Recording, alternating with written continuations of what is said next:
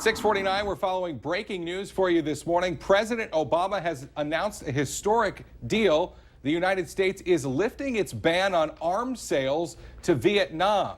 The lifting of the ban, the ending of the embargo, according to the president, a deal that he announced this morning in a news conference in Vietnam, should ease Vietnam's reliance on Russia.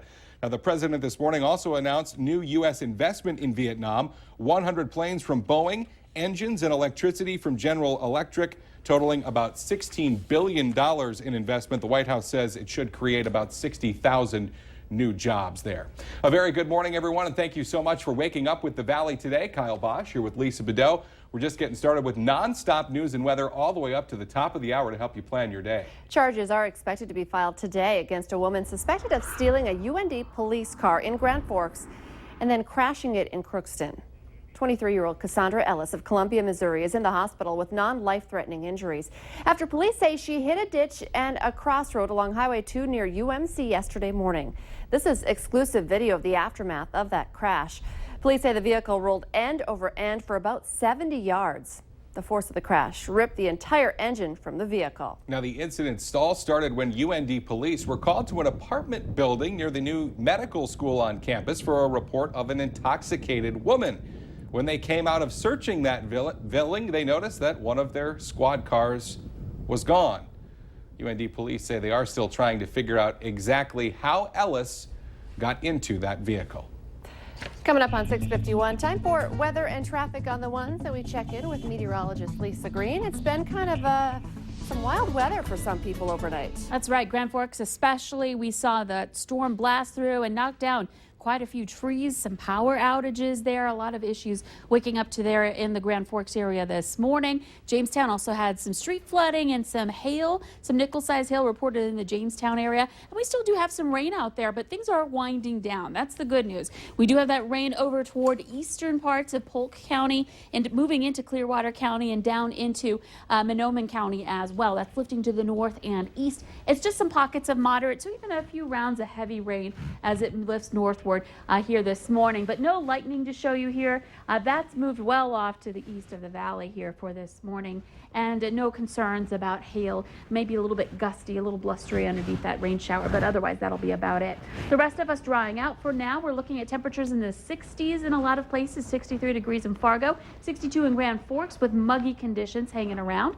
And into the afternoon hours, expect those temperatures to rise back into that 80-degree range for today with partly to mostly cloudy skies, and wind will be out of the south, switching more to a northwesterly direction later on. Our severe storm risk for today slides eastward, more likely toward Minneapolis and Duluth. Can't rule out one or two storms in our far eastern viewing area this afternoon, but otherwise things are quieting down. So another look at that rain we're seeing mainly in that eastern part of our viewing area. We're really starting to quiet down in eastern North Dakota. Let's check in now with Al. It's starting to lighten up out here. It has shaping up to be a pretty nice morning. A lot of traffic on northbound Interstate 29 this morning. Southbound I-29 is pretty active as well. I need to remind you again about that road work. It's actually bank stabilization work that's going on. It's going to affect your commute this morning. And for anybody headed north on I-29 off westbound Interstate 94, the bottom line is this: the ramp off I-29, northbound I-29 onto 13th Avenue. You're going to lose a lane there. They're doing some bank stabilization work, and that's what's going on. It's going to be about a month that project's going to be going on, so make sure that you're looking out for that. Of course, lots of other construction work going on in and around the FM metro area. Make sure you're looking out for that. Drive carefully this morning. The road surface is drying out. Willamette Valley today, traffic. Now 7 minutes before 7, new for you this morning. We have some new video just into our newsroom this morning of the damage done in Grand Forks overnight when severe weather moved through the valley. Check this out. High winds toppled a lot of trees around town, and you can see some people will be cleaning up for quite a while today. Firefighters and police officers spent much of the night clearing roads and making sure that stoplights were working. Yeah, the high winds also pulled down power lines in the Grand Forks area. XL's website showed 16 power outages impacting about 5,000 customers. Now, Grand Forks police do say there have been no reports of any injuries related to the overnight weather. Well, there was also some overnight weather in the Jamestown area, some very heavy rain. Check out this picture courtesy of Brenda in Jamestown. Kids kayaking in the street. That is never a good sign. Streets were flooded there after quite the downpour yesterday evening. The airport recorded 3/4 of an inch to 1 inch of rain, and parts of western Stutsman County got as much as 3 inches. Some areas were also hit with some small hail. Also new for you this morning, the Minnesota State Patrol is investigating a pair of crashes overnight that left 3 people hurt. The first happened on Highway 75 near Pearlie just after 10 p.m. Troopers say a car driven by Lu Ming Zhu of Crookston was headed north when she reached down to grab something and lost control of the car. It went off the road twice before coming to a stop in a field. She was taken to the hospital for treatment. Another crash overnight happened around midnight on I-94 just west of Rothsay. Troopers say a truck went onto the shoulder, then overcorrected and rolled several times. The driver, Maya Davis from Lake Elmo, Minnesota, and her passenger, Tyler Plagge of Fargo, were both hurt and taken to the hospital. But according to the State Patrol, their injuries are not life-threatening. 3 kids are being treated for injuries after an ATV rollover near Ulen, Minnesota. It happened around 3:30 yesterday afternoon northeast of Ulen on Highway 32.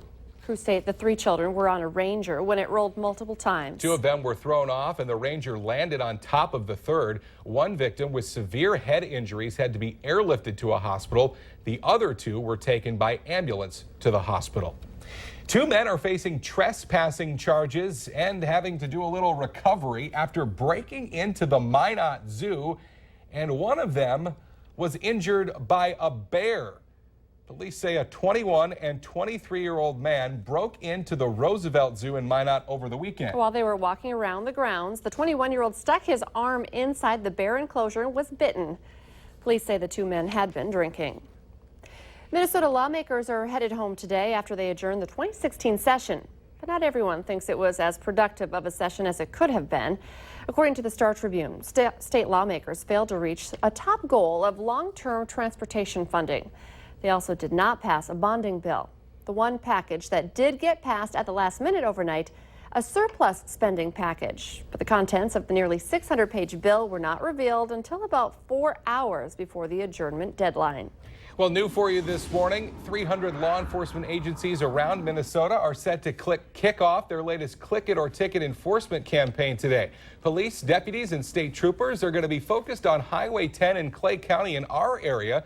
They're hoping their high visibility will be a reminder to buckle up as we head into the busy Memorial Day travel weekend. Cutting through the clutter of popular diets, using kindness to make us happier, and how beating a drum can be a powerful method of relaxation. Those are just a few of the topics that more than 300 women will learn about during the Women's Health Conference in Fargo today. I hope you can join me at the Ramada Plaza Suites to hear from nutritional experts, motivational speakers, and much more, all tailored toward improving our health, women's health. I'm lucky enough to host the event today, so I hope you can stop by and say hi as well.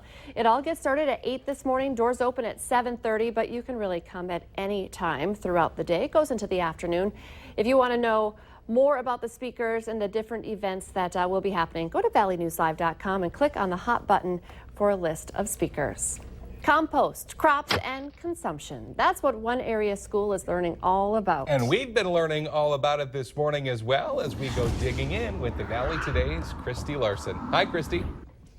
Good morning, guys. Well, you know I'm not the best gardener, so that's why I enlisted help from the Extension Service. And I have Mary Berg here with me this morning, and you're a specialist, so you've been kind of teaching the kids in school about composting and about making their own gardens. And what's been the most important thing behind teaching these kids? You know, we just really wanted to teach them about the food cycle so they understand kind of how everything is all incorporated together. So it's not just growing one thing, it's not just the soil. We need other parts of that as well, and it's not just the seed. But we really wanted to teach them about the food cycle so that they can grow their own food, so they understand where their food comes from, and they can have some food security for themselves. And I think that's what's been kind of nice is, again, you have the whole food circle, so they get to kind of see everything come into completion, and it's something that then they get to go home with and hopefully this summer thrive with as well. Yeah, we're really excited. We have to thank the Northern Cass FFA for building these boxes for us. For the students actually get to take them home and do that themselves, and so we're really excited about that for them. And these are perfect too. Someone can even make these at home themselves. If you have a deck, that's where you set it down. And again, it has the screen on the bottom, perfect for gardening. And again, guys, perfect for growing those vegetables or herbs or whatever it may be, so that you can take it from here and put it on your kitchen table. A nice little container garden that we can all enjoy. Christy Larson reporting live for us this morning. Thanks, Christy. Well, if you haven't been impacted in some way by the ongoing drug problem in our area, chances are you will. Police have been keeping tabs on the number of drug-related deaths, and those in the know say far more go unreported. While the war on drugs continues, another challenge is growing in maintaining the number of licensed addiction counselors in North Dakota. We're going to take a closer look at this story tonight on Valley News Live, 10 at 10.